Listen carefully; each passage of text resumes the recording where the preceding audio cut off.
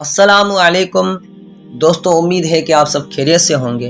دوستو، آج کا واقعہ قربانی کے متعلق ہے، یعنی قربانی کرنے والے جو شخص ہیں وہ بال ناخن نہ کاٹیں تو ان کے لیے بہتر ہے، اور اس کے علاوہ جو غریب لوگ ہیں قربانی نہیں کر سکتے تو وہ ایک ایسا عمل کریں گے جس کی وجہ سے ان کو قربانی کرنے کا ثواب ملے گا۔ تو ویڈیوز کی طرف چلنے سے پہلے اگر آپ ہمارے چینل پر نئے ہیں تو چینل کو سبسکرائب لازمی کر لیں تاکہ اس طرح کی اچھی معلومات ہم آپ تک پہنچا سکیں، اور انشاءاللہ ہم اگلی ویڈیو میں آپ کو قربانی کرنے کے اور دیگر مسائل بتائیں گے۔ تو آئیے دوستو، ہم آپ کو تھوڑی تفصیلاً گفتگو بتاتے ہیں، لیکن مختصر ہے، ویڈیو کو پوری لازمی دیکھنا۔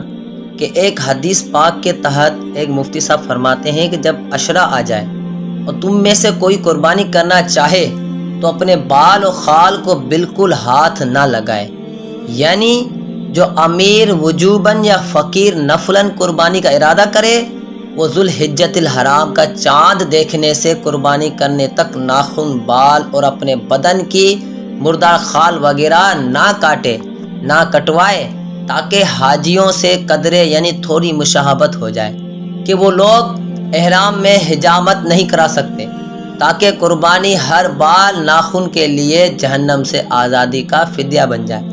یہ حکم استحبابی ہے، یعنی کہ وجوبی نہیں ہے، یہ استحبابی ہے، یعنی واجب نہیں بلکہ مستحب ہے۔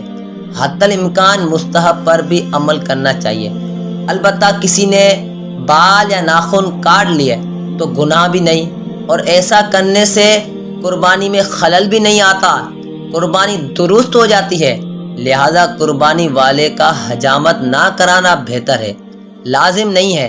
اس سے معلوم ہوا کہ اچھوں کی مشابہت یعنی نقل بھی اچھی ہوتی ہے۔ مفتی صاحب مزید فرماتے ہیں بلکہ جو قربانی نہ کر سکے وہ بھی اس عشرہ یعنی ذوالحجۃ الحرام کے ابتدائی 10 ایام میں حجامت نہ کرائے، بقرہ عید کے دن بعد نماز عید حجامت کرائے تو انشاءاللہ عزوجل قربانی کا ثواب پائے گا۔ دوستو، تو ہمیں چاہیے کہ ہم اگر قربانی نہیں کر سکتے تو ہمیں ذوالحجۃ الحرام کے چاند دیکھنے سے پہلے بال ناخن کاٹ لینے چاہیے۔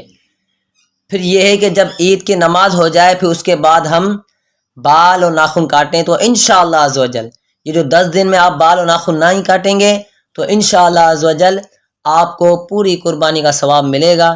تو اس پر عمل کریں، انشاءاللہ اللہ تعالی رحمت فرمائے گا۔